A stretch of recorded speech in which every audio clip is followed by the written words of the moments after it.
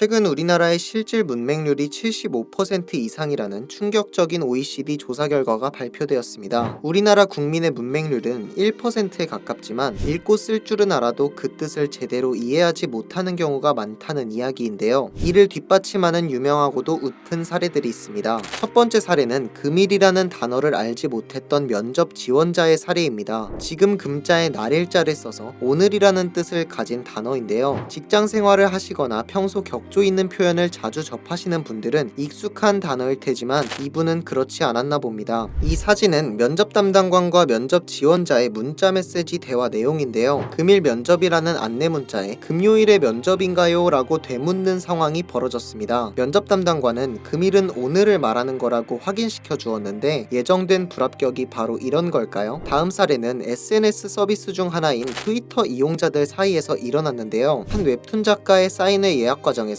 시스템 오류가 발생해 주최 측에서 고객들에게 사과문을 게재한 뒤 벌어진 일입니다. 기업은 사과문의 마지막을 심심한 사과의 말씀드립니다 라고 마쳤는데요. 이에 격분한 트위터 이용자들은 제대로 된 사과도 아니고 심심한 사과? 라며 폭풍 댓글을 쏟아냈죠. 사실 심심한 사과의 말을 전한다고 할 때의 심심은 심할 심자에 깊을 심자를 써서 마음 깊이 간절하게 사과를 드린다는 뜻인데 몇몇 트위터 이용자들이 이것을 기업이 따분하게 사과하는 것으로 받아들인 것입니다. 사흘을 두고 4일이라고 이해하는 경우도 있습니다. 순우리말 날짜에서는 1일, 2일, 3일 등의 표현 대신 하루, 이틀, 사흘, 나흘, 닷새, 엿새, 일회, 여드레, 아흘에 열흘이라는 표현을 사용하죠. 한 달을 셋으로 나누어 초순, 중순, 하순으로 구분하고 20날까지가 중순, 30일인 금음까지가 하순입니다. 순우리말 표현을 자주 사용하는 공영방송이나 뉴스 등에서 많이 들어보셨을 법한 단어들이죠. 사실 금일의 뜻을 몰랐던 면접 지원자나 심심한 사과의 뜻을 몰랐던 트위터 이용자들이 단어의 뜻을 모르는 것은 어찌 보면 큰 문제가 아닙니다. 한글은 굉장히 우수한 문자이지만